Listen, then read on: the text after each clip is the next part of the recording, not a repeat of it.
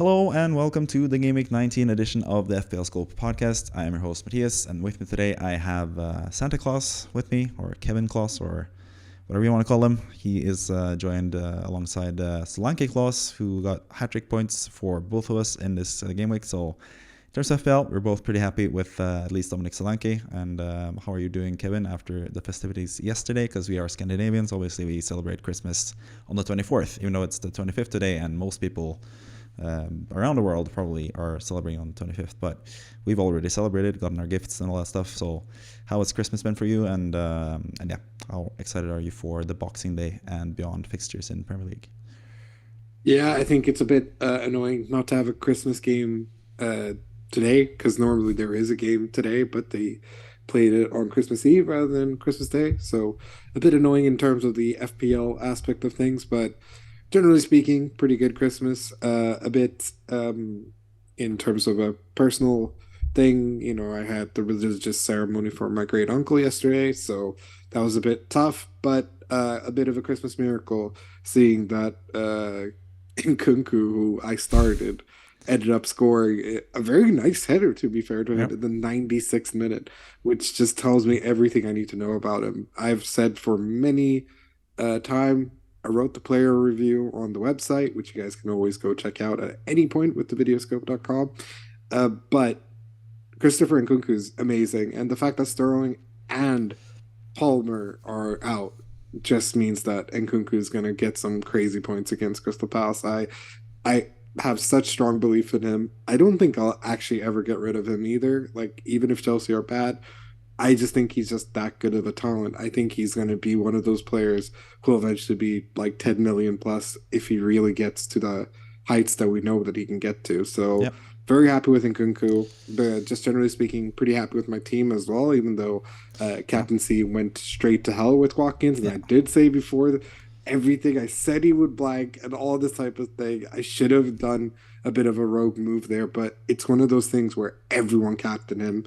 Yeah. If he did do amazingly, I would have looked like such an asshole if I didn't captain him. So I had to do it. Plus, I went -4 to make sure I brought him and Solanke, which we'll see in a short second. But Yep. overall, pretty good Christmas, and it's nice to see a lot of family members again. Yeah, for sure.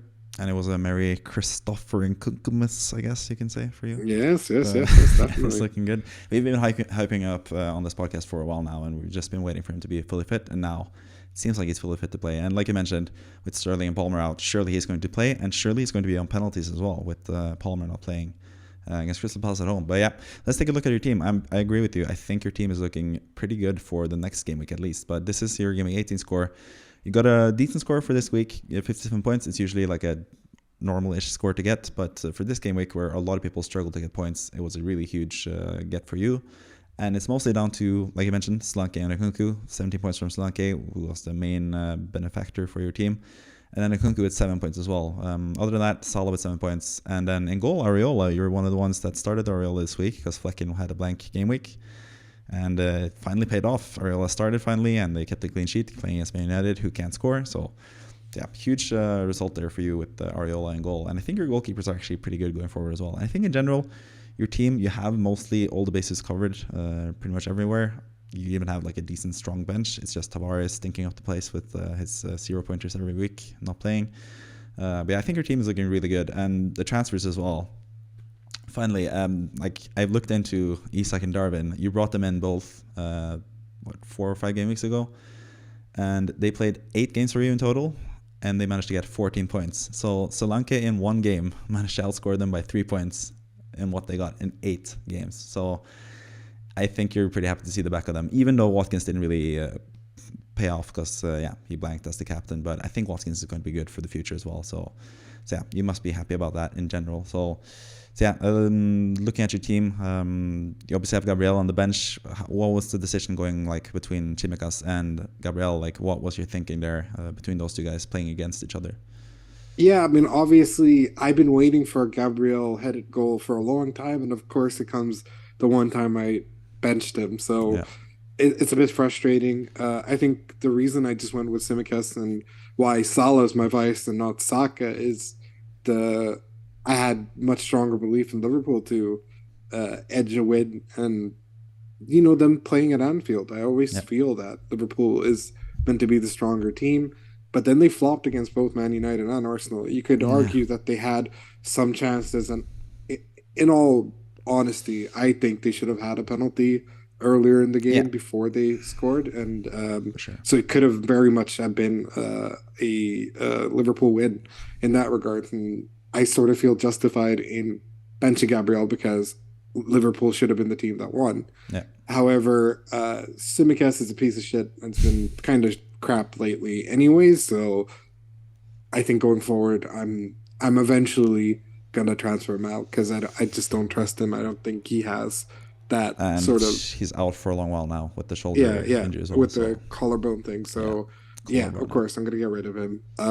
It's just a question of whether I do that sort of move now or if I stand pat, and we'll look into that a bit more because yeah, there's such a headache surrounding a certain Erling Haaland because we yeah, don't know for sure if he's fit or not, yeah. but we'll have to wait and see, and that's what I think we'll do. But with the score and everything, uh, I could have been even more depressed if I hadn't brought in Solanke because it was Yeah, almost for Wilson, as yeah, was suggested outside the podcast in our group chat. But I went with the form player, and of yeah. course, I got rewarded massively. So yeah, Yeah, Solanke's just been amazing since Areola took over. I think he's like a really good player to have in general now. It feels like sort of the same sort of thing that happened with Watkins last season with Emery coming into the Aston Villa side and just like transforming the team and making the striker like the focal point. It seems the same hmm now. So I think both Watkins and Solanke are great value. And then Nkunku on top of that, amazing. We know how good he is as a player. And yeah, he has a really good fixture now against Crystal Palace away, not at home as well. So yeah, in general, I think your team is pretty good. The defense is the only worrying part with Chimikas out for a while now. Yeah, annoying to not have him against Burnley away because that would have been a nice fixture. So that is something that you could consider, but you don't have that much money in the bank either. So, and you already have Poro and Trippier. I guess you could. I don't know. It would be kind of strange to sell Trippier as well next week, but for Trent, considering Trippier has a good match in his own right. But we'll get to your future plans at the end of this podcast. So let's move on to Kimo's score. Obviously, or not obviously for anyone watching, but the third member of the FPL Scope podcast, or at least the founding member of the FPL Scope podcast. He also had a pretty decent game week. He also brought in Solanke for Isak. Same thing with him. Selling Isak and selling Darwin seems like the right move, finally, after most of us brought them in a couple game weeks ago when Watkins got injured and some other things happened. At the time, I thought actually Isak and Darwin would be amazing, and I didn't really begrudge your move of bringing them both in because I thought they had great fixtures. They had a lot of playing time probably, and they have been playing. They just haven't been performing really. So yeah. But Solanke in for Kimo, that's a great transfer for him. I don't think the hit was that necessary. Lamptey to Konsa, I think I would have just started Chimikas in that place. Started Chimikas in that game and yeah, just waited with the transfer. I think -4 to bring in a defender who's going to get 6 points maximum is sort of like it feels a bit unnecessary because you're not going to gain that much points from it. But yeah, it makes more sense for you with the striker, with Solanke getting the 17 points because they have that whole potential compared to Konsa, who's going to be getting 6, potentially 8 points at most. Yeah, in general, Kimo's team is also looking decent. He has a couple more issues than you. He has Semenyo leaving for AFCON, Aguerd leaving for AFCON, Salah leaving for AFCON, and Son also leaving for Asian Cup. And then he also has Chimikas injury now to defend with as well. So his the suspension to Palmer, getting the 5th yellow card for kicking the ball away really stupidly, and Chimikas getting injured, sort of is worse for Kimo than most other people. But yeah, in general, looking at Kimo's team, it's pretty similar to yours. How do you compare and contrast your own team compared to Kimo? Any players that you want to have from his team? Any players that you think he wants from your team? Yeah, 100% wants Nkunku.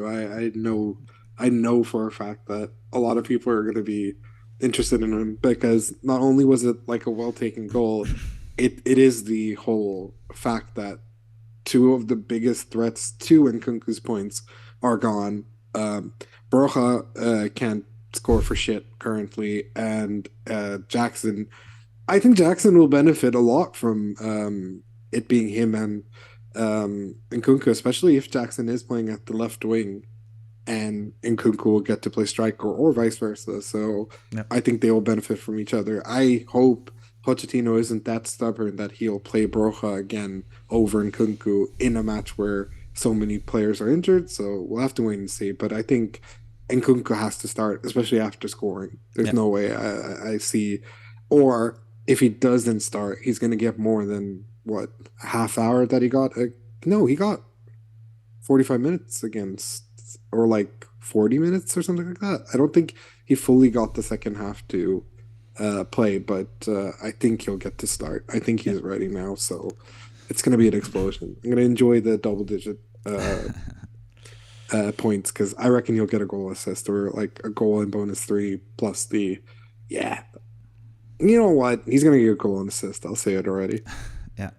Yeah, I think plenty of people will be jealous of that Nkunku pick, me included as well. I'm considering bringing him in myself for Archer, but I'm also looking at bringing in Trent Alexander-Arnold because I think he's going to be pretty good this game week. So yeah, I'm between those two players myself. Kimo, yeah, like you mentioned, Nkunku is someone he could potentially target, but I think also he's in that sort of awkward phase like most of us without Haaland. We got to figure out how to get Haaland back, especially if he's fit to play against Sheffield United at home in Game Week 20. But Sheffield United have shown to be like not the easiest side to beat, but I think Man City, now back from winning the Club World Cup, I think they're going to be really good in that game. But for this game at Game Week 19, I don't think Haaland is that important because he plays Everton away, and Everton are a pretty good team. Have kept a lot of clean sheets lately, even though they conceded twice against Spurs. So I don't think it's like a must to get Haaland in now. I don't think you should take like a -4 hit to bring in Haaland this game week. But for next game week, that might be the case because you might have to have him in Game Week 20 as a captaincy player against Sheffield United. So yeah, that's the thing that Kimo has to decide. Like, what does he want to do? Does he want to bring in Trent or Nkunku, or does he want to like save the transfers and money for Haaland eventually? So yeah, we're all just waiting for Haaland injury news basically at this point. Let's move on to the manager of the week, who scored 73 points without making a single transfer as well. Had 2 auto subs with the goalkeeper, Johnston, who was out, I think, confirmed. Both Johnston and Powell, I think, were kind of confirmed to be out before the game started. So maybe he just did like have them as auto subs because it's more fun. I don't know why people do that to purposely put players starting who are not going to play. But either way, he got in Oriola with 8 points and Colwell with 2 points. Conceded quite late there, Colwell, so kind of lucky there. But Gabriel 10 points. Big score from him. Ariola in goal, obviously, with 8 points. Kudus with 9 points in midfield. Son as captain rather than going with Watkins because this player didn't have Watkins at all. So I'm kind of surprised, seeing as they didn't make a single transfer and they kept Darwin rather than going from Darwin to Watkins. But turns out that was a pretty brave decision because now he has an easier way to get Haaland back for Darwin. So it might end up paying off, or it looks like it's going to end up paying off. But yeah, I definitely would have done Darwin to Watkins in his position. So either way, he got some extra points from that, and he is the manager of the week for that reason. And if you guys watching want to be manager of the week as well, you can join the mini league, and the league code is V9JT0D.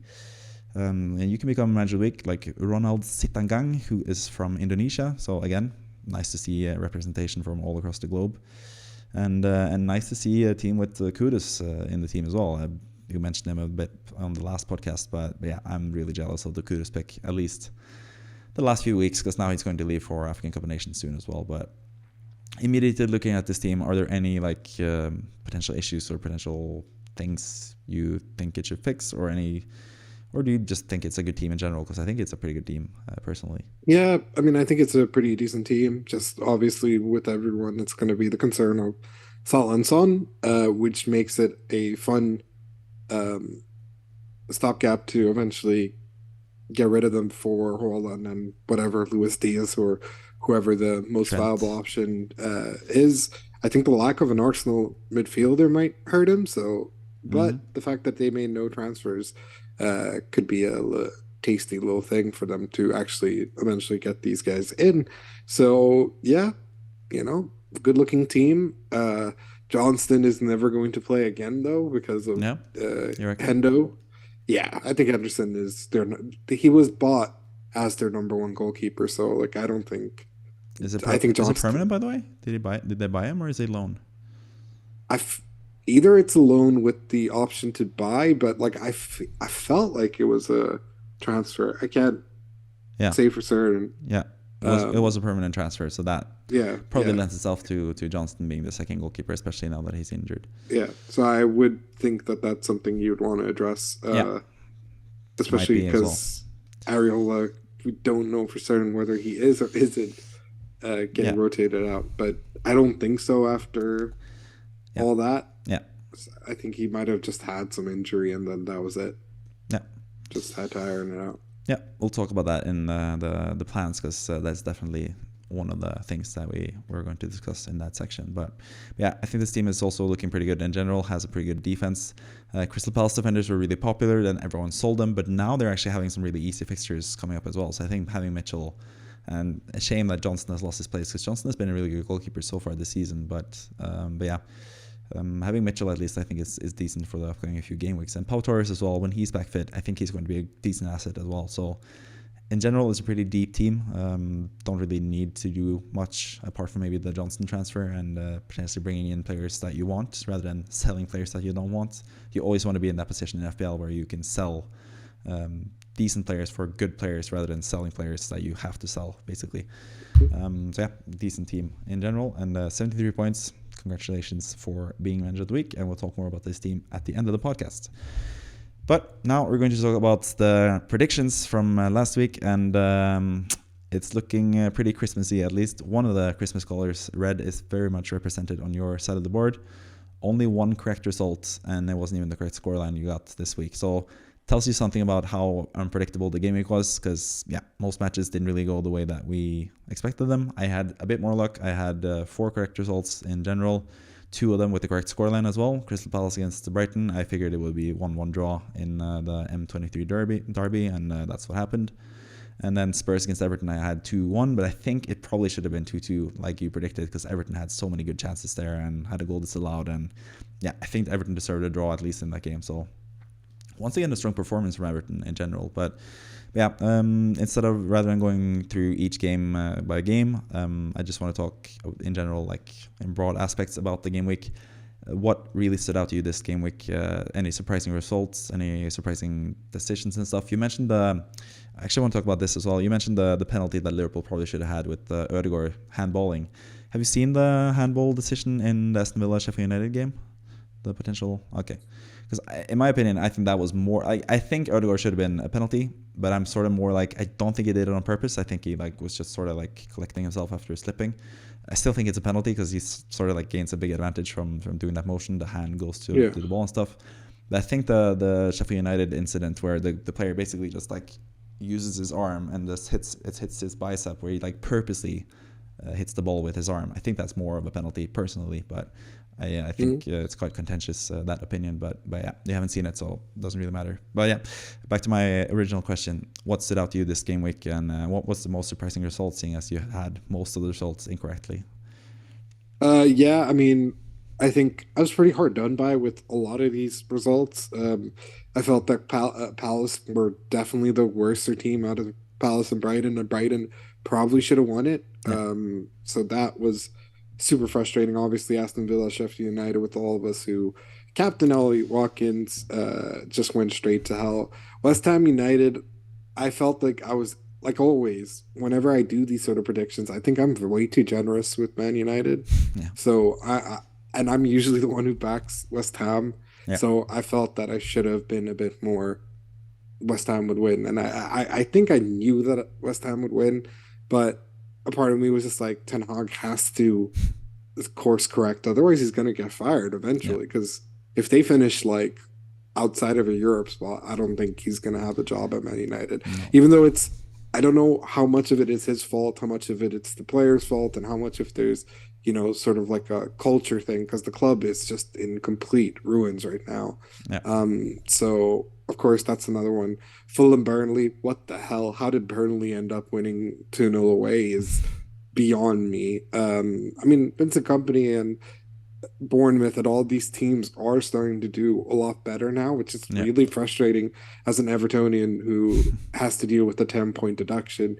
But it is what it is. I think Bournemouth winning wasn't that big of a shock. However, the fact that it was so high scoring, even though there was a red card, is crazy, in my opinion.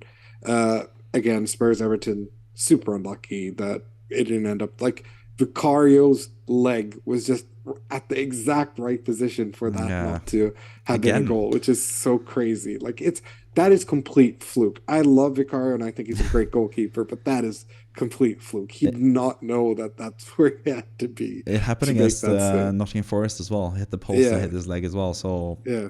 maybe It's he just is in a good position, but a lot of it is luck for sure. yeah, and I also think Calvert-Lewin is Yeah.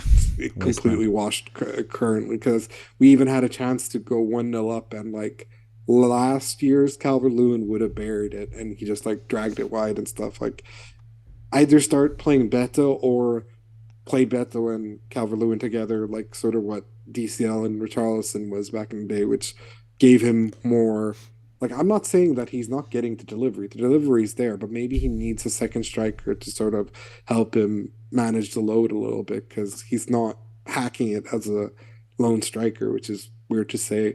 Liverpool Arsenal, what a piece of shit match. I expected either one of these teams to win, and it ended up being a draw again. So screw that.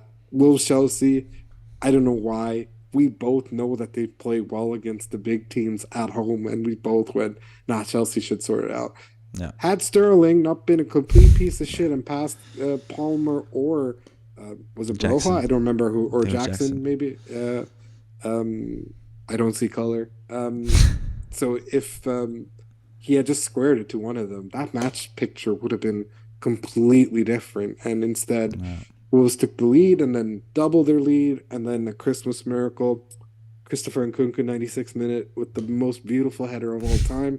I say as a Barcelona fan, uh, just uh, just really sealed what could just be said as the most unpredictable, for me, the most unpredictable sort of game week I've had in a long while. Because I Yeah. felt like some of these results that I wrote down seemed like the most obvious things. Man United, West Ham, no. Spurs, Everton, that was a bit wishful thinking from my end, but could have been the Could correct have been. result Yeah. had that good goal had gone in. So yeah, just a weird game week to be honest. Yeah.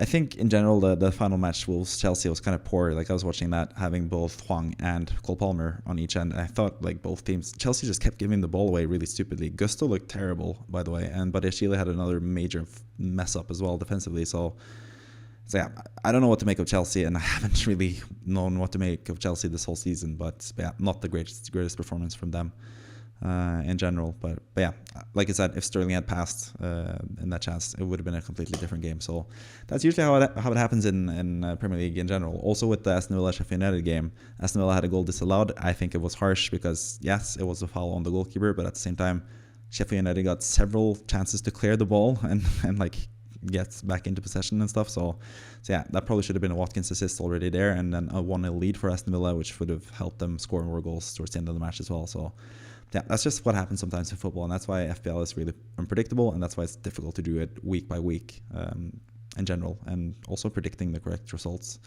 But we're going to try again this next upcoming game week. We have a couple more matches on the plate here. First game, we have the same, well, pretty much we agree on pretty much every single game, just a couple of numbers here and there, like goals scored and goals conceded each way. Newcastle, Nottingham Forest, we have the same result, both of us, 3-0 for Newcastle in this game. I'm sort of getting a bit iffy on Newcastle keeping a clean sheet in this game, though, because I think Nottingham Forest, they scored twice with 10 men now against Bournemouth. I think that's pretty impressive. And I also think Newcastle defensively have not been the best, so this is the only game where we have a clean sheet this game week, Newcastle 3-0. But how confident are you that they're going to keep the nil in this game, do you think? Yeah, I think they're so strange at home. I don't know why I said that like a 8-year-old woman, but they are very strong. Like they're very lackadaisical away from home and all this type of stuff, and they're so strong at home. It seems like Isak is going to get more minutes as well, which was interesting to see.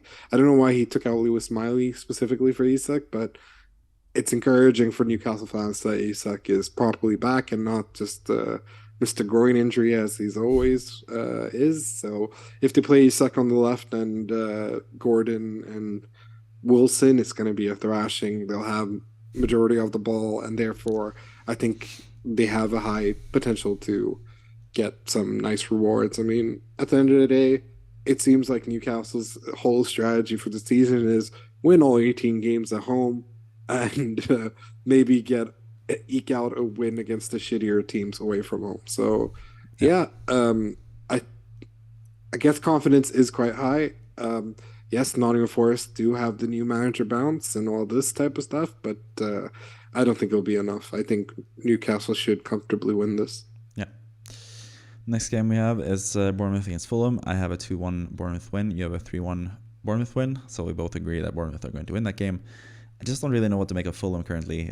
They've been really good with 2 5-0 results in a row where they won each match. And then after that, with Jimenez being suspended now, they really struggled. So Jimenez is out for this game as well, I think. I think this is the final game he's going to be suspended for. So, yeah, but Bournemouth are sort of the form team of the Premier League currently. So I probably would have gone more 3-1 than 2-1 if I could do it again. Because, yeah, looking at that, I don't know why I had it only 2-1 for Bournemouth. Because, yeah, I feel like that's going to be a pretty easy win for them. Yeah, I'm just going to go through the Tuesday games, then we can talk about the Tuesday games in general, or I'll allow you to speak on them. Sheffield United, Luton, I have 2-1 for Sheffield United, and you have 1-1 in this game. I sort of get why you go with 1-1 because it's 2 pretty bad teams against each other. But yeah, I just want to back the home team with the new manager. They sort of have to win this game to have any chance of staying up this season, or at least feel like they have a chance to stay up at least. So yeah, I'm just backing Sheffield United also because I might have to play Cameron Archer this game week, so maybe it's wishful thinking. That's pretty much what I think with that game. Burnley Liverpool, I think it's going to be an easy match for Liverpool, but I still have it only 2-0. I don't know why I've done that. I probably should have done like 4-0 or something. You have 3-1 though, Liverpool conceding, which I could see happening, but yeah, we'll see about that. And then the final game on the Tuesday, the Boxing Day fixtures, is Man United against Aston Villa, and I've just gone completely off the rails with Man United, just 3-0 Aston Villa. Man United can't score. Aston Villa are a better team at the moment. They just have a better team in general than Man United.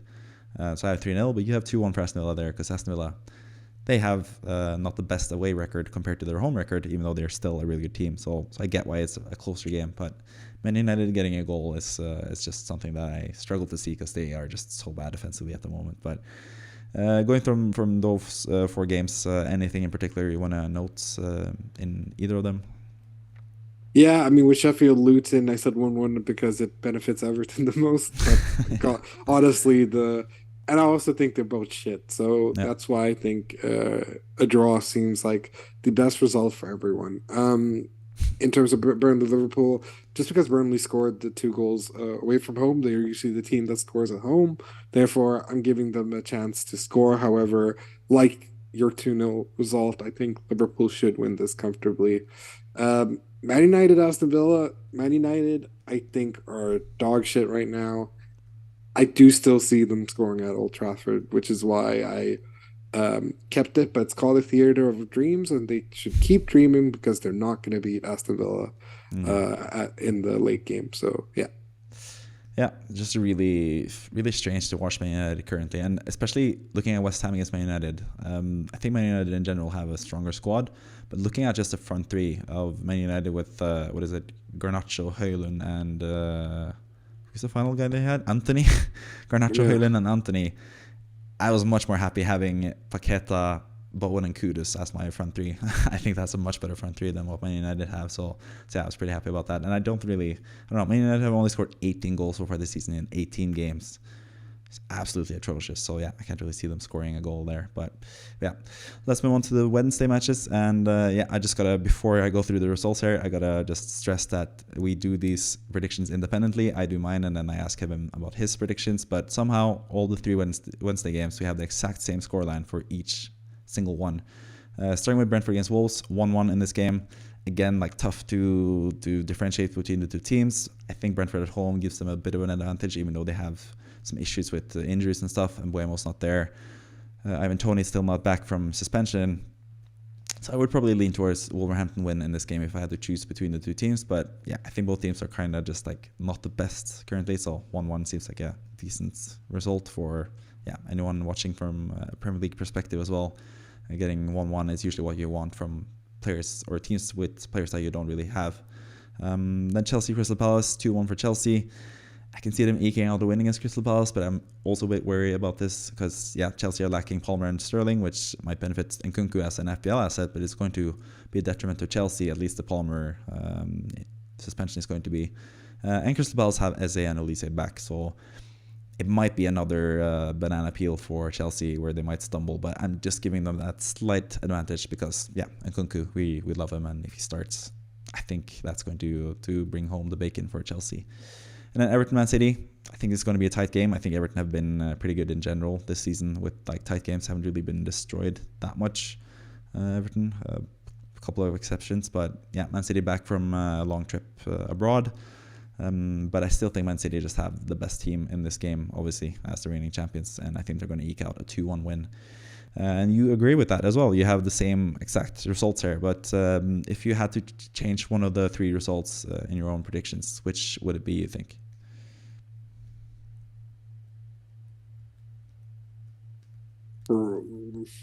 Brentford? I don't know. No, I just don't think.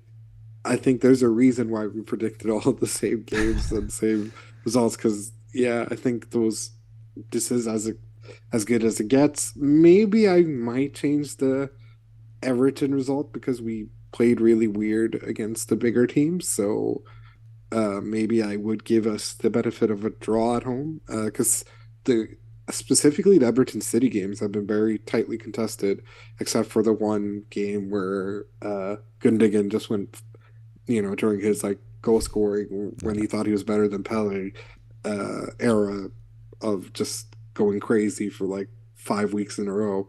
That's besides that we've like managed to get a lot of draws, so I wouldn't put it past us to somehow get a draw, especially if Haaland's out, because Julian Alvarez, as much as I love him and admire him, he's sort of gone through a bit of a dry spell lately. I don't know if that's just maybe having too much minutes. He did score twice in the final in the Club World Cup, at least. Yes. So he might, yeah. Which, as a guy who once scored 6 goals against the Copa Libertadores, like opposition, I expect nothing less. It's just that it's kind of been up and down for them lately, and I could see us getting result back because we were pretty disappointed despite doing a strong performance against Spurs away. So, but other than that, I still think Chelsea have what it takes to win at home. Brentford Wolves could potentially have been a different result, either Brentford winning or Wolves winning, but it just seems like both teams are in a weird position right now. So, and Wolves are not good away from home, and Brentford are usually stronger at home. So, but Embuemo and Tony out, it's a lot harder because I don't trust Wissa, and I'll never bring Wissa back. Like he could become the next Mbappe, and I still no, that's a lie. I probably would have him in my FPL team if it was good as Mbappe, but yeah, I don't know if they have enough quality there to grab the win. Yeah, I tend to agree, obviously, because they have the same results. I think they're all tight games. We have a draw in the first game and then a 1-goal margin for both Chelsea and Man City in the other next 2 games, but it just seems the most logical. Like Chelsea should beat Palace, City should beat Everton on paper, and Brentford and Wolves is just too hard to predict. So yeah, I think it's pretty simple predictions really from both of us. We also have the same results in the final 2 games on the Thursday of the 28th of December. But we do have some slightly different scorelines. Brighton and Spurs, I have a 3-1 win for Spurs. I just think Brighton are just not the best currently. And I think Spurs have proven that they are still a really good team, even without Maddison and those guys who have been missing. Romero could also be out for this game, so maybe that lends to more goals from Brighton. But we both only have 1 Brighton goal in this game because Brighton have been pretty lackluster in general these past few weeks. 3-1 for me for Spurs there, 2-1 for Spurs for you. And then Arsenal West Ham, I just think Arsenal are just a better team, and I don't think they've been like too impressive offensively, but I still think they have more than enough in the tank to score at least 2 goals against West Ham, and I think they have a good enough defense to keep a clean sheet as well, so that's why I've gone with a 2-0 win for Arsenal. You have a 2-1 win for Arsenal because, yes, West Ham have scored a lot of goals this season, and Kudus and Bowen are in red-hot form, so I don't really begrudge you for that result either. So 2-1 there. Out of these 2 games, who do you think has the better, because you always have 2-1 margin for both teams, who do you think has the better chance of upsetting the other team? Is it Brighton or West Ham who have the best chance to win their game? I think it should be Brighton at this point because Arsenal have shown a lot of resilience in terms of the sort of derbies and big matches and stuff like that. I mean, I don't think they've had that big of a miscalculation in terms of a game like that per se, not compared to last year, anyways. So for me, I think Brighton could just randomly turn up. I feel it's more likely that Brighton turn up and go crazy. Had this game been at home for West Ham, Yeah, then I would have probably said differently. Then I would have said like, "Oh, West Ham have any chance?" Because at the Olympic Stadium, West Ham have shown a lot of determination and grit. So yeah, I think I might give Brighton the edge simply because Spurs have just been in a strange sort of yeah, form where they've sort of been misfiring, but sort of not at the same time. But with the news of James Madison being closer and closer towards a return to the team, I'm sure that's also just psychologically getting them a bit more ready, considering the fact that we thought they might have to not replace Madison, but get someone similar to him in the January transfer window. But for him to be back, it's like having a new signing and getting that sort of Madison Son situation going, and especially with Son going away as well, it would have benefited them massively having Madison back during the time, and it seems like he's yeah. going to be. So, yeah, those are my Yeah, I tend to agree as well. I thoughts. have also I have a 2 goal margin for Spurs and Arsenal, and I think also Brighton have the better chance of getting a result than West Ham. But again, I've seen West Ham get some results here and there as well. But David Moyes away against the top 6 team usually doesn't really end well for West Ham because they usually set up pretty defensively. So yeah, West Ham have to get a bit of luck, but they also have a lot of skillful players that could prove to be the best or prove to help them get a result as well. But yeah, those are pretty much all our predictions for this game week. We'll see what happens in general with the results over the season when it comes to the predictions. I managed to gain a little bit of ground on you this past game week, at least with 2 correct scorelines and 4 correct results. But you're still having a 14 game lead in the correct results for the season, and in the correct scorelines, you have a 1 game lead now. So yeah, pretty close in that regard at least. Next up, we're going to do the weekly wildcard draft, and this is usually something that I do each week where I have like a separate video, but this time around with only like a short turnaround and it being Christmas and everything being busy and stuff, I haven't done a separate weekly wildcard draft video, so I'm going to go more in depth on the weekly wildcard draft right now with you and ask you about the team. And the way I'm going to structure this is that I'm going to go through the first 5 picks and I'm going to ask you about them, the order of them, and how you feel about them. Then I'm going to go from picks 6 to 10 and ask you about those guys. And then finally go from picks 11 to 15 and ask you about those guys and anyone missing, anyone you want to bring into the team and stuff, and how you like them in general. So it will be sort of like a mini weekly wildcard draft video within the podcast, basically. But yeah, the first pick in the draft, I really struggled this week because, yeah, Haaland is out injured still. Didn't want to include him. Salah is going to leave for AFCON pretty soon. So even though he's the best captain's option this week, didn't really want to have him too high either. And there are not just not that many like standout picks. Watkins failed. He was the number 1 pick last week, so he sort of failed and has like tougher fixtures-ish now after playing against Sheffield United. So he drops a bit in the rankings. But I landed on Palmer as my number 1 pick, even though he's suspended. I think he's just the best value player in the game currently. For his price, 5.6. Some penalties. He's proven to be an amazing player for Chelsea. I think he's going to benefit from Nkunku now being fully fit as well. And they do have really good fixtures even after the Crystal Palace game. So Palmer's number 1 pick. Solanke, after his hat-trick, I just have to give him some more props and have him number 2. Yes, there are red fixtures there, Spurs away and Liverpool at home, but I still think Spurs is a team that can concede goals. Liverpool away from Anfield can concede goals. And then West Ham as well is another game where they can score goals as well. So I think even though on paper the fixtures don't look that good, I still think Solanke can score a lot of goals in these games. And yeah, he's proven his worth for his price. So that's why he's number 2 pick. And number 3, Pedro Porro. He's gone up to number 3 from number 4, and he's obviously like the main defender to get currently, apart from maybe Trent Alexander-Arnold. But you also got to keep in mind, like we just mentioned, Madison is going to be back pretty soon, and he's going to be back on all set pieces, most likely, I think. But maybe Pedro Porro keeps some set pieces. Maybe they do 50-50 split, but that's going to make Pedro Porro not as good of an asset, but he also gets better fixtures coming up, and yeah, I think it's just a good pick, so he's number 3. Watkins number 4 still has easy fixtures, still has been one of the most consistent players in the game currently. So yeah, I still think he's a decent pick to have.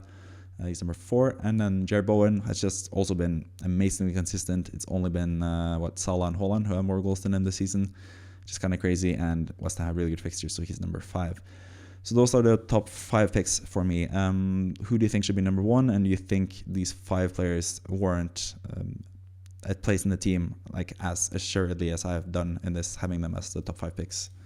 Yeah, I think especially form-wise, a lot of these players deserve to be 5. Maybe not Saka's, or was last week, sorry, with Saka last week. But with Bowen, yeah, for sure. The only thing is, it would have been kudos if it hadn't been for AFCON, right?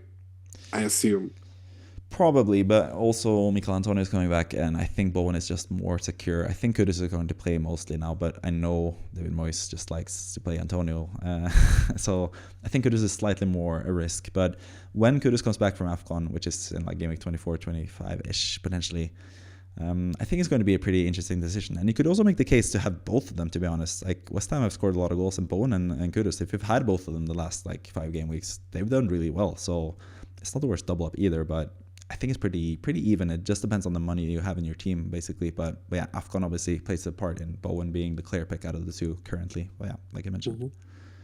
Yeah, so I think in terms of the top 5, there's not anyone that I would remove, and I think the way you positioned it is fine. It's crazy that we live in a world where Palmer is the first pick, but Yeah. it is what it is, man. He's been fired, and I think, yeah, I think the way you've placed it is warranted. Solanke's just playing out of his skin. Watkins is a huge disappointment, as he always is. And Porro, I think, regardless of Madison coming back, it might just benefit him because he'll get yet like yes, maybe the set pieces will be taken away, but I think Porro is that good at advanced runs and attacking runs that Madison can pick him out.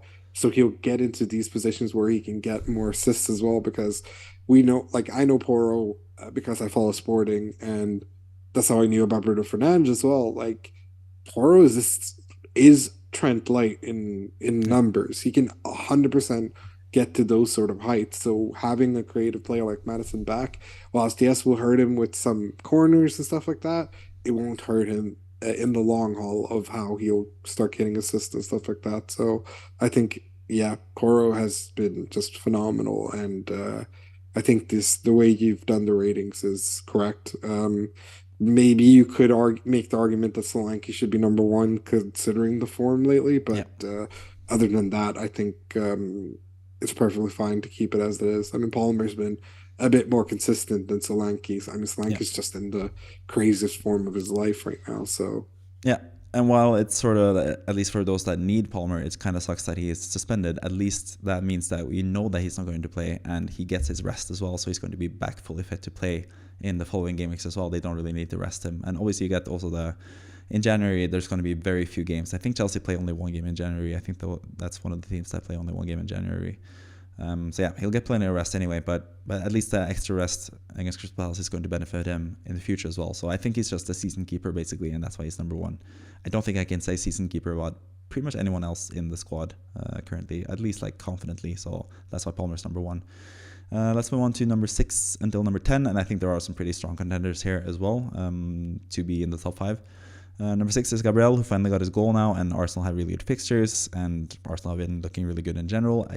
Really interested in bringing in 2 Arsenal defenders as well. I might do that for next week Wildcard draft, but Gabriel for me still the best pick out of the bunch for Arsenal. He's the cheapest. He's also 100% nailed. I think it's been completely overblown how much of my like went out, but it's been completely overblown how much of a rotation risk Gabriel has been. I think so. Yeah, I think he's fine as number 6 pick. Number 7 we have Trent Alexander-Arnold, and there is a case to be made that he's more important now. All of a sudden he's like the most popular player in FPL, and yes, part of that is the fact that he has that we have a lot of money from Haaland being out, and now Salah and Son leaving for AFCON and Asian Cup as well. But I'm not 100% sure about Trent past the Burnley game, so it'll be interesting to see how I rank him next week when that Burnley game is over and done with. But I still think he's great value, so he's number 7. Number 8, we have Richarlison, who's taking the place from Son this week because he has more games after Son leaves the Asian Cup. Richarlison is still going to play and he keeps performing. He did have to go off with like a slight back injury now though, so you got to keep that in mind as well in terms of having him in your team. But I think he's just proven that he's pretty good as the number 9 for Spurs. Speaking of number 9, the number 9 in this team is Salah, who only has 2 games left before he leaves to AFCON. And then he's not going to return until like game week 23 or 24 for Liverpool. And then they're most likely going to blank in game week 26. So I think you can actually go without Salah from game week 21 until like game week 27-ish, potentially. But for now, I think he's the best captaincy option against Burnley. So that's why he sort of has to be in the team at number 9. And then number 10, I'm going to cheat a little bit because, the graphic doesn't say it for you, but I'm going to change it in post. So I'm going to put Nkunku as number 10. I think he deserves to be top 10 for sure, probably even higher. And I think you could make a case for him being higher than number 10 as well. But it's just, I still don't know if he's going to play 100% each game, if he's going to get to play as much as he should, because he's just coming back from a pretty major injury. But he's proven in the Bundesliga that he can come back and play and score and be top scorer even after being out injured for a long time. So yeah, I do really like him. So he comes in at number 10 for me with this team. So yeah, while I fix my lights, what do you think about number 6 until number 10? And who do you think out of those 5 players have the best case to be higher up and potentially lower down out of the 6 or out of the 5 players that I just mentioned? I think Richarlison might be someone who deserves to be a bit higher up. Especially considering the fact that he's in the form of his life, he's getting to play as a striker. He's now matched like a goal scoring record that he had at Everton. So for me, I think he has the biggest case to go up with Salah. Yep. That we know for a fact that yes, Salah's Salah at the end of the day. I think his value could be decreased a little bit simply because we know he's 100% going to go away with Egypt, and just by being Salah alone, his chances of going far in the AFCON is quite high, and he must be Messi levels of desperate to finally win something with Egypt, considering the fact that not lesser Egypt sides have won, but they've never had a player of that high caliber as someone who's the top goal scorer in the Premier League for a club like Liverpool in Mo Salah, which is in itself crazy, right? Being a part of the squad and not having ever won anything is just absolutely insane. So I reckon Salah's going to give 2 to nail to make sure that he's fit for then and all this type of stuff, which could also come into play. So yeah, I think Salah might have some chance to go down. Yep.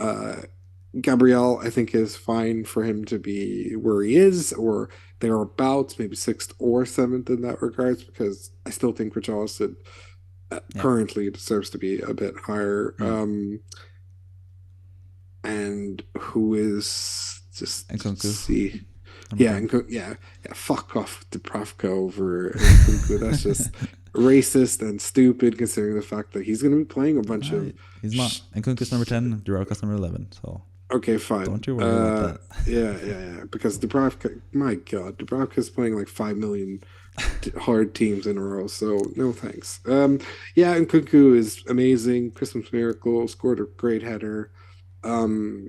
Has so much potential now because some of the obvious penalty takers, because I reckon Sterling would have. We know Sterling's a bitch, so he would have tried to steal a penalty off an Nkunku as well. So both him and Palmer being out is pretty huge for him just for this one game. But I think it's because I just know that he has Hall potential. That's the thing about Nkunku. He is very much a Hall king. So yeah, other than that, very happy with your picks, and maybe you could even argue that Nkunku could swap with Salah, but Salah being number 9 is fine, all things considered, simply because we know for a fact that he'll play the next game and potentially the game after that.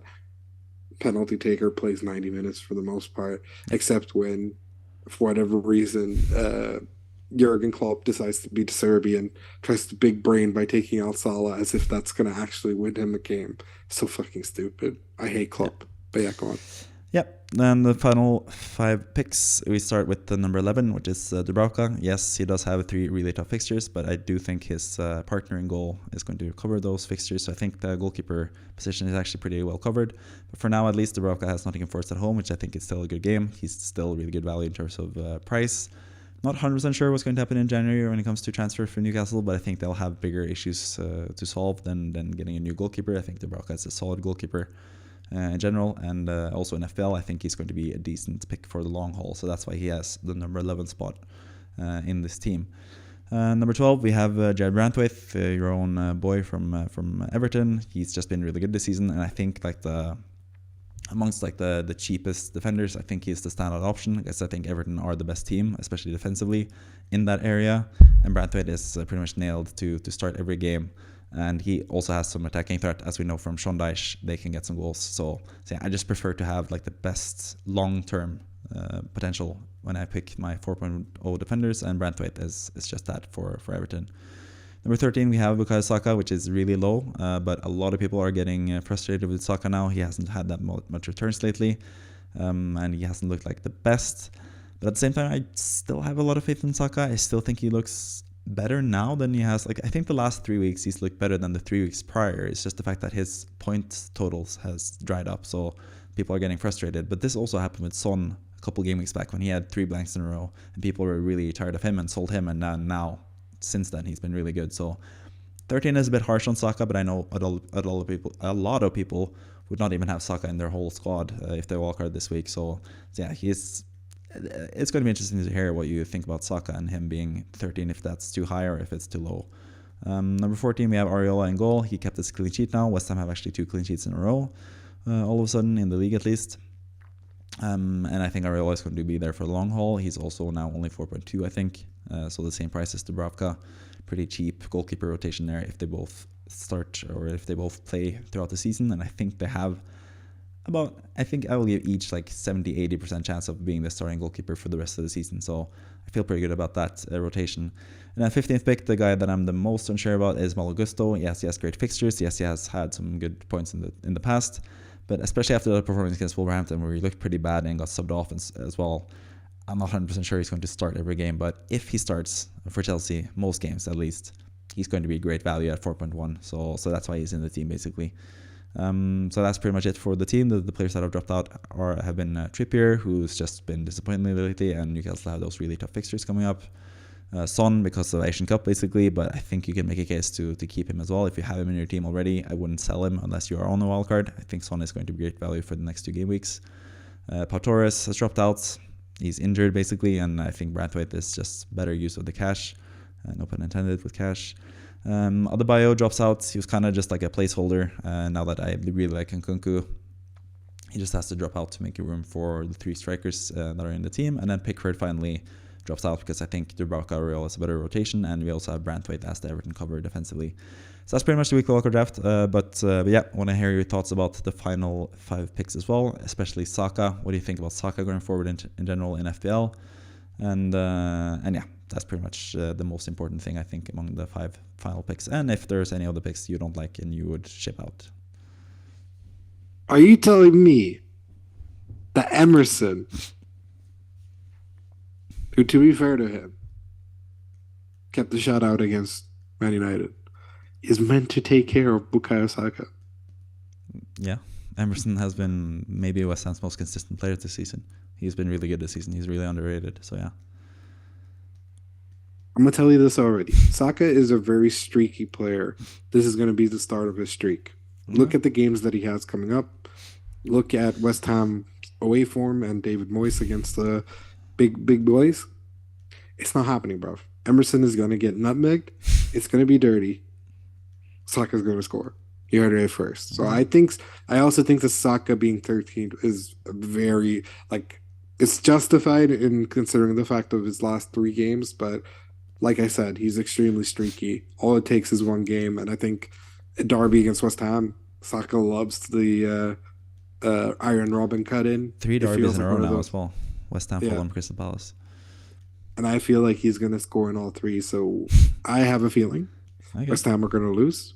I have a feeling that Saka's going to be the reason why. So I would suggest putting Saka higher simply because, yes, Saka doesn't haul like some of these other, you know, aforementioned players, but I think putting him at 13th, saying that he is worse than Brandtwaite, worse than Dubravka, worse, Where's value? almost, He's 9 yeah, million and Brentford is 4 of million. course, of course. But however, it's Saka, man. I think Yeah. put some respect on his name. And do not ever tell me that Dubravka is worth it more than Saka ever again. Okay, thank you. Yeah, to be fair, you've always been a huge supporter of Saka when it comes to FPL. You've had him in your team pretty much every single game week for the past 3 years, it feels like. You usually have Saka, and it's for good reason. He's a great player. Sort of got away with it a little bit against Liverpool. Had some pretty dirty plays there. Got a yellow card as well for dissent, I think, as well. So yeah, not quite like the angel choir boy every single game week, but Saka. We love Saka here on this podcast as well. I really like Saka in general. It's just the fact that he just hasn't really performed that well in a long while. It's been a while. I think like game week 5 or game week 6 against Spurs is his last double-digit haul. So he hasn't really provided like the huge scores. And there's a case to be made to have a different Arsenal attacker, maybe have Ødegaard instead potentially. He might also be on penalties. We don't really know yet if Saka is going to keep taking them or giving them away. You can also make the case to downgrade Saka and have more money for example, Trippier or for another midfielder or attacker, or just have the money in the bank for Haaland as well. And that's how I want to end this weekly wildcard draft segment as well. If Haaland is deemed to be fit against Everton, and we know for sure he's going to play against Everton and Sheffield United, would you get him into the wildcard team now, or would you wait to do that for next week? Or would you what would you do with Haaland if he's back fit for this game week? And if you wanted to add him to this team, which striker would you drop out of Solanke, Watkins, and Nkunku? And how would you get the money extra to get Haaland in the first place? Would you have to drop Saka? Would you drop Salah immediately, even though he has Burnley, which is the easiest fixture where he's the captain? Would you drop Trent? Would you how would you fit in Haaland if at all this game week, if he's fully fit? I wouldn't. Yeah. I don't. I like Everton away. Maybe last season, I would have been like, "Yep, triple captain him against us. Don't worry, it'll be good." But this year, I don't think it's the game you really need to target him for is the Sheffield United at home. Yeah. Like that is 100% him gonna go absolutely ape shit. But He's well rested. That's the thing, though. If you wildcard this week, you only have one transfer to get Haaland back in for next week. So would you downgrade someone so you have enough money to go from, for example, Watkins or Nkunku straight to Haaland? Would you downgrade that already on the wildcard? Yes. Yeah. Potentially, that's what I would do because I don't think it's a necessity to I think all three of these. Let's say this is the strike team you go for, or whatever. Like Solanke, Watkins, and Nkunku, having them this week is so much more beneficial than having Haaland. So I would say just have enough. Watkins? Like Man United away? I don't even. Everton away? He does have Burnley at home, though, but that's when Haaland has Sheffield United at home. So is Watkins the one you would drop out for Haaland next week? Because he plays Burnley at home. Yeah, because I think Solanke doesn't have enough. I don't think Solanke is worth getting rid of currently when he's in good form and is so much cheaper than the other two strikers. So yeah, though I could potentially get rid of Solanke too. I got it all. Bye. Yeah. If you had to make a decision, who would you swap out? Would you have these three for this week and then sell Watkins? Yeah. Or would you potentially have Nkunku for this week when you know he's going to play, and then sell him for Haaland next week when his playing time is more unsure? Or how would you even rank these three strikers currently if you had to choose 1, 2, 3? Solanke, Watkins, and Nkunku.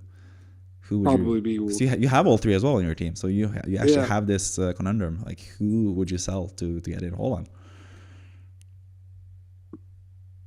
I don't mind not having Watkins as my team, to be honest. Yeah. That's because he never performs when I have him. I jinxed 3 million players or whatever. Whoever captained him, it's my fault. I already know this. He's only once performed for me. And that was 12 weeks ago, so. Yeah. I think in general, what you sort of should hope for is for Haaland not to be fit against Sheffield United, because they have Newcastle away in Game Week 21 as well, so that brings you another week where you can just not have him and then bring him for Game Week 24. Game Week 20. 22, I think. Yeah, Game Week 22, they have a good fixture. So that's when you can sell either Salah or Son. No, you don't have Son. You can sell Salah or something like that to bring in I Haaland do have Son. for later. Yeah, you do I have do Son. have Son. You do have Son. This team doesn't have Son. Yeah. By the way, so yeah, I think it's just interesting with Haaland. I think, like you, I don't think it's a must for this week. I think it's sort of a must if we know he's going to start against Sheffield United at home.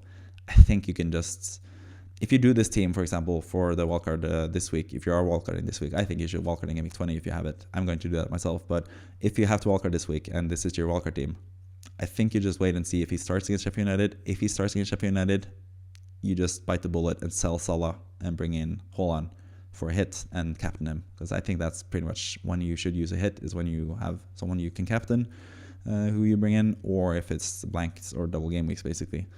But when it comes to who I would sell, I'd probably have these 3 strikers for this week and then probably sell Nkunku next week to get Haaland in for the Sheffield United game. But yeah, you could make a case to sell either Solanke or Watkins as well. I really like all 3 strikers, but I also can see arguments for dropping any of the 3 strikers as well for Haaland when he's back fit. But yeah, that is basically the weekly wildcard draft section of this podcast. I'm really happy about this as well. I think it was a really nice discussion, a lot of thoughts about the players. But just in general, just for a final point, any players that are not listed here that you are interested in FPL that I haven't mentioned or haven't listed at all in this team? The greatest defender in FPL history is a bit of a stretch because that's Leighton Baines, but the lack of Bernino is damn burn. Is pissing me off a little. There's actually one thing apart from Haaland, Man City. They are going to have really good matches now coming up. Yeah, they're going to have a double game week coming up at some point. Yeah.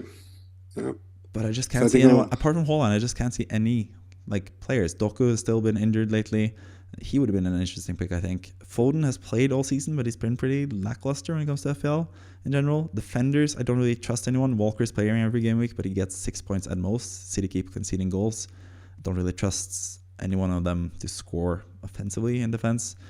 I just can't really see any City standouts really. Alvarez potentially, especially if Haaland is out still for especially the Sheffield United game. Maybe you could make a case for Alvarez to be in this team as well. I can't see who you're picturing. Kevin De Bruyne, he's also going to be injured until Game Week 21, Game Week 22 probably. That's an easy swap for either Salah or Son when that time comes, or potentially even Saka if that time comes. But yeah, if De Bruyne is not fit until Game Week 22, for example, who would you target? You could also triple up with Haaland, De Bruyne, and a third guy. Who would that third guy be? Big Phil is definitely on my radar. Yeah. I think Big Phil is one of those sort of forgotten man players. So I think he's definitely someone that you could consider. He's also a cheaper option than De Bruyne and some of these other midfielders. I just don't think Bernardo has enough explosiveness to him, but Big Phil does. So I think Big Phil, KDB, potentially Kyle Walker, but I just don't trust City's defense, even though Walker feels like such a obvious player because he plays every single game for them. So every minute so far this season, I think. Yeah, so definitely in consideration. But I think for me, I think KDB is so obvious considering the fact that Richarlison is so much cheaper than Son that you can sort of make the difference in terms of the pricing. So yeah, I think. I mean, John Stones is a different shout as well. If he can stay healthy at any point, but it's sort of in that slightly that Reece James territory where I'm just not trusting him to start every game because he's just going to be injured sometime. But I think if I knew that he was going to start the next 5 games, I think John Stones is a bargain for 5.3 and someone that hasn't been talked about enough. But yeah, just can't really trust him. Same with Guardiola and Akanji. It seems like those guys are rotating as well. I kind of like them if they play every game. Same with Ake as well. But they're just going to rotate all of them. So yeah, defensively, I don't really know. But yeah, I think like you, I think Foden is sort of the safest bet. He's been having a lot of playtime lately, or this season in general. And we know in the past at least that he's been an explosive asset. He's definitely going to benefit from Kevin De Bruyne coming in as well. So yeah, you could make a case for Foden. You could make a case for Stones potentially, maybe Walker. De Bruyne, like you mentioned, Alvarez potentially. I think Alvarez, once KDB is back, he's going to be dropped basically from the team, pretty much. So he's not that long-term value. So yeah. Yeah. Any final thoughts on the City players? Like, if you had to choose, would you choose 2, 1, 3 when it's I think it'd when the be time comes? Game week 20, 21, 22. I think when the time comes, it will definitely be two, and I think it'll be De Bruyne and Haaland, which is hurts my wallet just thinking about it. But Yeah. it would be either like if I know for sure De Bruyne starting every game and stuff, then it's gonna have to be him. Yeah. Like he's too good of a player. Otherwise, if you want to go for a cheaper option, it's gonna be Foden because Foden finally is not. He's finally being treated like the David Silva replacement he's meant to be. So like he's actually getting all the minutes that he needs to sort of get shit going, and Pep rouletting the fuck out of him, which was one of the biggest things about him last year and most years, to be honest. Yeah. And yeah, I mean, like if you really look at it, if you look at it, he's only had two games where he's played less 45 minutes or less. Everything else is like 60 plus. So for to be Phil Foden to only have two games where you have less than 60 minutes is crazy. So yeah, I definitely think he needs he's a good asset, and I think City, just generally speaking, need De Bruyne back to sort of get back into the full swing of things. Because I mean, 4-4, 1-1, 3-3, a 1-0 loss, just about scraping a win against Luton, and then drawing at home to Crystal Palace. It's not good enough, especially if they have aspirations to do a title defense and current treble winners. So yeah, but De Bruyne's going to be such a huge boost for them. So yeah, those are my well, three players if you include Haaland.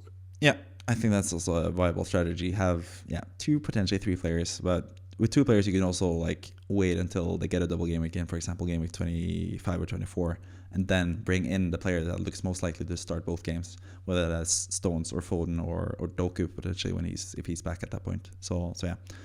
I think that's going to be interesting the next few weeks. And I think Man City is going to be, people are going to clamor for Man City assets pretty soon because, De Bruyne is going to be back and they're going to be a lot better. And if they're going to get that fourth consecutive title, they need to start now and produce some better results. Thanks for your contribution to the weekly wildcard drafts. It's really fun to do. Maybe we'll do some more weekly wildcard drafts together at some point as well in the future and have that as a separate segment. Could potentially do that as well. If you guys liked this part of the video, then please let me know in the comments, or let us know in the comments. Be very much appreciated. But now let's move on to the plans for Game Week 19, and we go to your team, and your plans are currently just doing basically nothing because you don't have too much money in the bank. I don't know how you've spent all the Haaland money on other assets, but you have. And you just have a really good team for this game week and pretty much for the future as well. It's just your defense, like I mentioned at the start of the podcast. Chimica's out for all. He's not going to play. Tavares also out. Not out, but he doesn't play at all for Nottingham Forest. So that's the only issue for you. But I don't think it's a pressing issue. I think Gabriel, Trippier, and Porro will play the next couple of matches, and I think they are valuable picks in any game, especially seeing as they have, Trippier doesn't have the best fixtures, but maybe he's someone you can downgrade rather than doing a Chimica's transfer to get that money for Haaland, potentially. So I think standing pat is the right thing to do for you, because you can be more prepared for Haaland if he's back for Game Week 20, and you can do that. You can have those two transfers and sell Salah against Newcastle and downgrade him to someone like Bowen or Richarlison or someone like that, and then upgrade one of your three fantastic strikers to Haaland and captain him for Game Week 20 if he's back. Your thoughts about your team. Standing pat, is that what you're going to do? Any transfers you're considering? What would you do potentially if you were to make a transfer? What is your thinking for Game Week 19 in general? Yeah, I mean, I'm a bit frustrated that I didn't just go with my heart with Richarlison, but I felt that I had to go with my head and pick the penalty taker and usually the bigger threat in Son. And to be fair, he did okay against Everton. That is one that I'm very envious of people who have both, which again, I'm not a fan of doing that, but when it works extremely well, as we got to find out with people who had both Madison and Son in the beginning of the season. Yeah. Unlike we must have Bruno and and Rashford. Yeah. So, um, yeah. In regards to that, it annoys me that Tavares is just there, Yeah.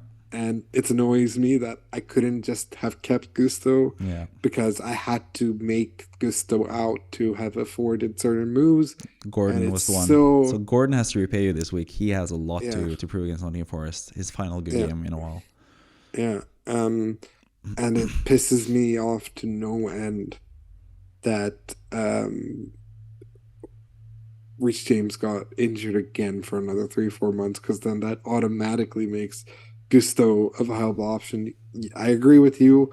Yep. From watching the highlights and stuff, he didn't look like his head was very screwed on, but I still think that Gusto's too good of a defender not to get a chance, and they lack right backs Yeah. at Chelsea, because obviously, if Reece James didn't have this horrific injury late in career, he'd be playing every single game without ever having to be replaced, except for being rested, and Yeah. that's where Gusto would have been able to come and pick up the pieces. But I don't know. I don't trust Pochettino because a human piece of garbage.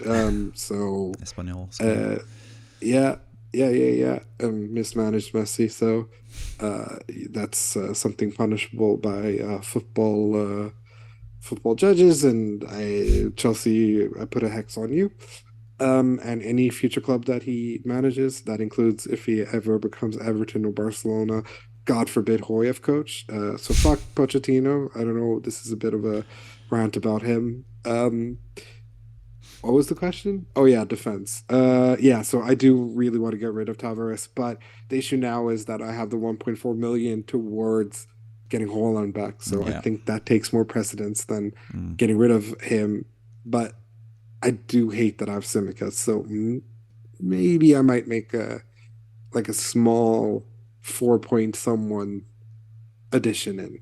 Maybe, but I don't think so. I think I'll wait after I bring Haaland in to Yeah. sort that out. Yeah. I think it's the wise decision for you as well. Just have that Holland thing in mind. Also, it could change if you get news that Holland is going to be out for Game Week 20 as well. Like we mentioned, he's going to play, if his first game back is Newcastle in Game Week 21, Newcastle away, you can wait until Game Week 22 to bring him in, and then maybe you can sort out the defensive things first and foremost. But for this game week, regardless of what happens to Holland, I think you're in a pretty good spot, because I think Gabriel, Trippier, and Perdiporo will all play in their games. And I think they all have really good games as well. So I don't think you need that final defender. And for your attackers as well, I think they all have great fixtures. Like I wouldn't really swap out any of your attacking players for anyone basically. Pretty much this game week, at least it's pretty close to being like the standard that you need.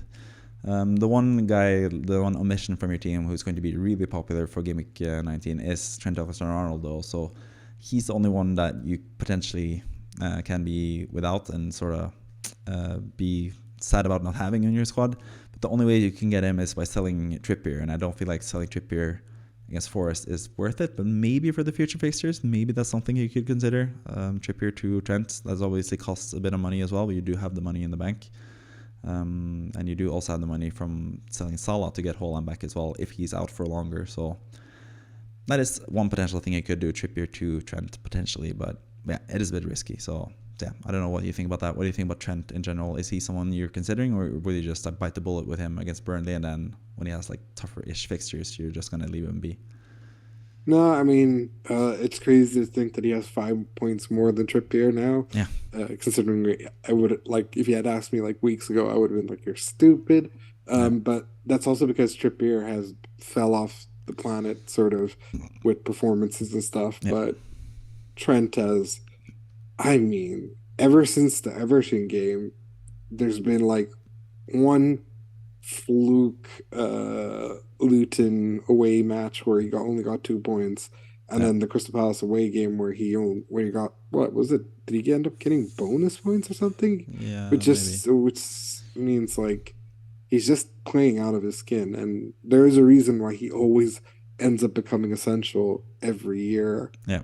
at some point. And considering um it's Burnley, then Newcastle, then Bournemouth, then Chelsea, Arsenal, and then it's Burnley, Brentford, Luton, Yeah, Nottingham Forest. pretty Like, good fixtures eventually as well. Yeah, yeah, it just gets better and better. And he is a form player. yeah, Salah being out means he'll get to take even more set pieces in terms of like free kicks and stuff like that. I mean, not that he wouldn't have done it anyways, but it's just more that it even becomes more and more of a certainty that he might have to yeah, become the creative outlet. yeah, I for sure. also think that could be beneficial for Luis Diaz because I think Luis Diaz loves having the ball because he's such a good dribbler and stuff like that. Hmm. So, and I think that also benefits Trent. I think, of course, Salah being out for them is a blow because Salah is Salah, but at the end of the day, I think Trent has become so essential that yeah, I'm willing to pay the Yeah. 8.3 million or whatever crazy bullshit because I think Trippier is such a fucking liability and they keep conceding Okay. um, um, sort of things. They keep conceding in every game, and it's Liverpool, City, Aston Villa next three, and then it's really good in Luton, Nottingham Forest, Bournemouth, but then yeah, man, like Trippier's pissed me off. He's not even getting the sort of attacking returns he used to get, and I actually have exactly enough to get rid of Trippier. But against Yeah. Nottingham Forest, you would suspect him to get like 5 million points, and I also think that Burnley are going to score, which sort of takes away a bit of the appeal from Oh, Trent. I think you're actually point one away from having the money because you have Trippier you bought Trippier with the lower value, so I don't think you have the selling price on Trippier to go with the 1.4. If I am, yeah, calculating this correctly. This is pure. Can you do it? You see the Yeah, point red. one. Yeah. It's pure racism. So I take it back. Fuck Trippier. You have to rely on him now, I guess, because he You can't know do that what? move. Trippier is my hero. I hope he gets 15 points. Yeah. Yeah, I mean that is like a thing. Maybe you can wait for Trippier as well or Trent to get him in, because yeah, you mentioned some really good fixtures eventually for Trent. So yeah, he's definitely someone you should consider. But yeah, you don't really have any way to get him because of the money situation, which kind of sucks because I think it just went up in price a couple of days ago, potentially. Trippier, I don't think Trippier is going to go up in price either. But if all you guys watching buy Trippier this week, then maybe it goes up in price, and maybe he goes up in price enough for Kevin to be able to do the transfer. So either way, yeah, those are your plans for Game Week 19. Basically, doing nothing, which I think is good strategy for you. Let's move on to Kimo and his team, and I think he has sort of the same thing. He has more money in the bank, obviously, because he hasn't replaced Haaland with Son and Nkunku like you did. So he has more money in the bank.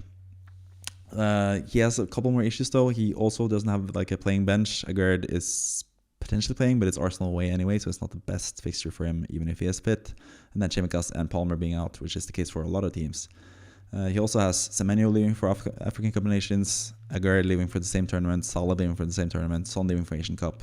He has a couple of issues in his team in general, so I think he can't really have the same luxury as you and stand pat with the one transfer, and he also has the money in the bank, so he could also just bank the money and get Haaland in that way. So he doesn't really have to do as much of a surgery on his team to get Haaland back if need be. But yeah, for me, I think the best potential transfer is Kimo. He could get in Trent, like I just mentioned. He is a really good pick this week, and yeah, Conte against Man United away, maybe not the best fixture, but at the same time, I just chastised Man United for not being able to score, and I predicted Aston Villa to keep a clean sheet, so maybe that's not the worst game, even though it looks bad on paper at least. But Semenyo is also someone you could potentially bench for Trent. I think Semenyo is sort of not nailed in the team as well. They just benched Kluivert this last game. They have a lot of good players on the wing with Dango, Atara, and David Brooks. Those guys haven't really played that much lately, so maybe Semenyo is more rotation risk, and he's also leaving for AFCON. So you could potentially sell Semenyo and buy a striker. You could do Semenyo to Nkunku as well. I should have listed that as a third option. I'll do that in post, actually. So yeah, what do you think about Kimo's team? Do you think he should sell Chimikas for Trent? Do you think he should sell Semenyo for Nkunku? Do you think he should stand pat and just hope that his team plays and then have enough for a potential Haaland move? Like, what is your thoughts for Kimo's team for Game Week 19?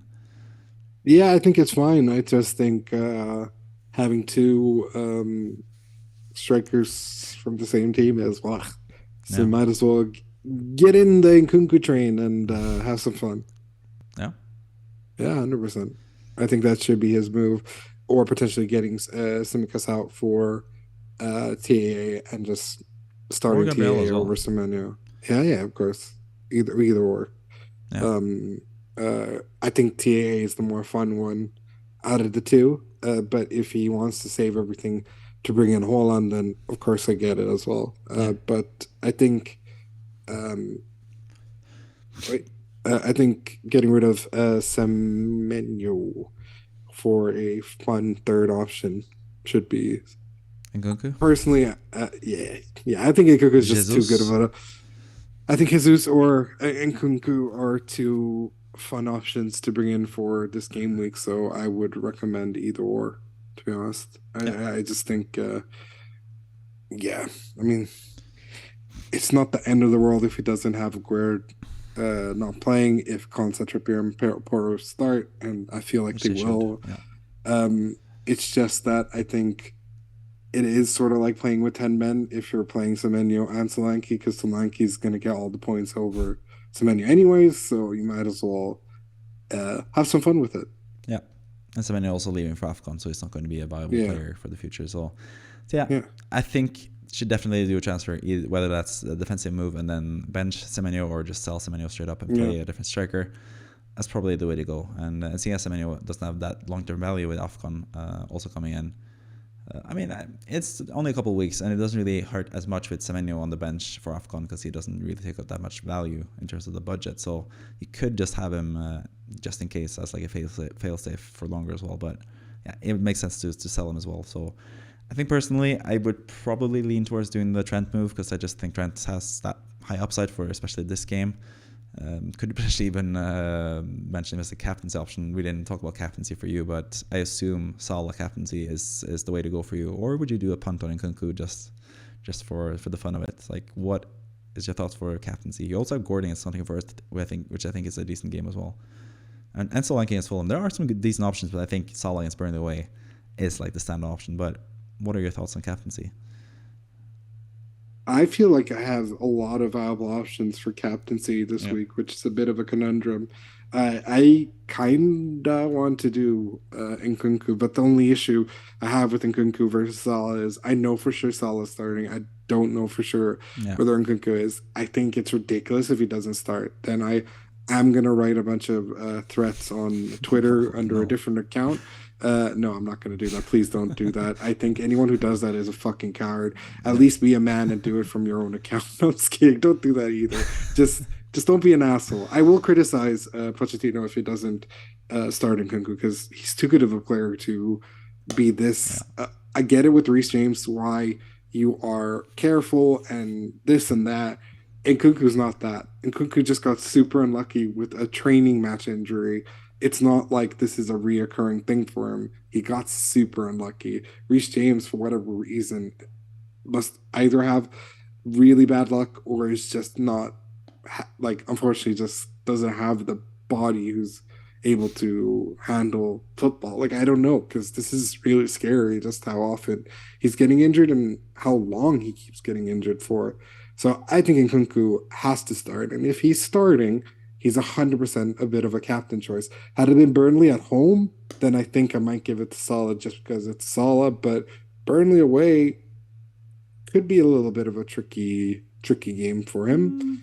I don't think so. I think Liverpool are going to win pretty comfortably, but I like Nkunku, and I think he can explode, and especially first game at the Bridge properly, besides the Newcastle EFL Cup win. Yeah, he's definitely a viable captain, and that's why I have him. I also think Solanke is in the form of his life, Yeah. and I feel that everyone who captained him against Luton in the game that didn't count must feel so hard done by. I hope those guys ended up captaining him the week after just to Yeah. prove a point. I bet not many did, but Yeah. if they did, kudos to you because I think Solanke is also a really good option. I think it'll come very much to like deadline for me to pick my captain. I don't think I'm that 100% sure on Salah. Yeah. I think Yeah, because I I think Burnley think away is like the best fixture because I think at home, Burnley feel a bit more spry and ready to go forward. Maybe not against Liverpool. Maybe they'll have a deeper line, but I think they're pretty much there for the taking for Salah. So for me, Salah is like the obvious choice, but Nkunku is a fun differential if he starts. I just wanted to check. Yeah, Chelsea don't play until the Wednesday, so you can't really get early team news either on Nkunku. So yeah, sadly you don't have that information either, most likely, if he's going to start or not. So I think Salah is like the more like standout option. But yeah, you did make a case for Solanke as well, who I think is has a really good fixture and is in great form. And Fulham just lost 2-0 against Burnley, so yeah, he's a decent option as well. Yeah, let's move on to the manager of the week and his plans. And yes, I'm going to change the name as well in post, because I didn't fix the name in the graphic that me and Kevin are watching, but you guys are not going to see that. But either way, manager of the week has 8.2 million in the bank and 2 free transfers. Basically, you got to use the transfer at that point. The obvious thing would be selling Pau Torres, who's out injured for now, potentially, and getting in Trent. I think the other defenders are just players that you want to keep. Colwell seems like he's going to play most games for Chelsea.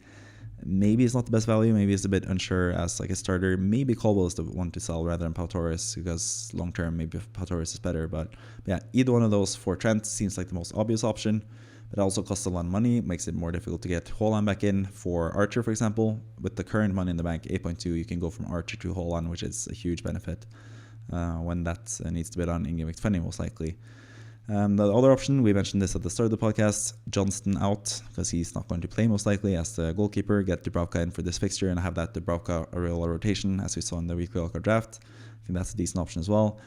The other thing is Kudus is leaving for AFCON pretty soon, so you could go from Kudus to Richarlison just to make sure, because Kudus plays Arsenal away, which is a tough fixture.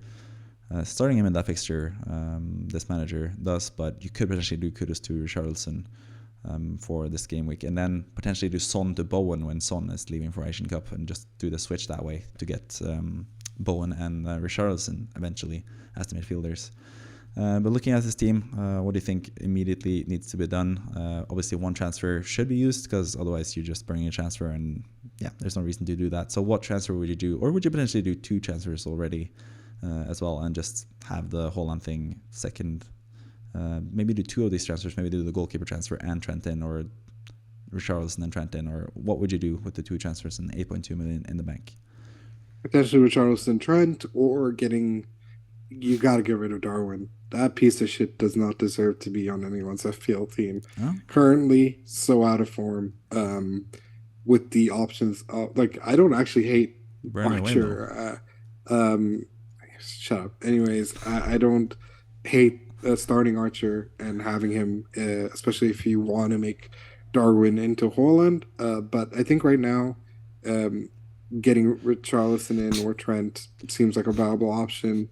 I really like the Colwell pick. I feel like not a lot of people seem to have him, but Pau Torres is already going to be out for a long time, so you might as well get rid of him. Do we know that? Well, not long time, but it said like 2-3 weeks, right? Pretty sure they said weeks. I'm not sure. I think he was he was out. He was confirmed out before the game last time around. Mm-hmm. But currently, FPL website is saying 50% chance of playing. That's why he has sort of like orange tab on him. And then he has Burnley at home in Game 20 as well, which is a really good fixture. So yeah, I don't know. I also just think... Yeah, just go on. I also just think that Trent's the better asset out of the 2 for obvious reasons, but also because the fixtures are better too, so... I'm just thinking about Colwell. I'm not 100% sure if he's going to start every game, because they have Badiashile playing there. I mean, he's going to play left back most likely if Badiashile plays. So yeah, maybe you should just keep Colwell as well, because he has good fixtures coming up. So yeah, Pau Torres to Trent, that is definitely a good option. Yeah, so you would lean on doing 2 transfers and just like not worry that much about Haaland? Yeah. I think... So you could always downgrade Son or Trippier next week to get Haaland, even if you do spend that money. Yeah, and I think that feels like the viable options to get rid of as well. So So personally, I think I would lean towards doing just one transfer, doing Pau Torres or Colwell potentially to Trent Alexander-Arnold, and then you have a lot of money in the bank, and you have 2 transfers where you can downgrade Trippier, for example, next week, and bring in Haaland that way for Darwin.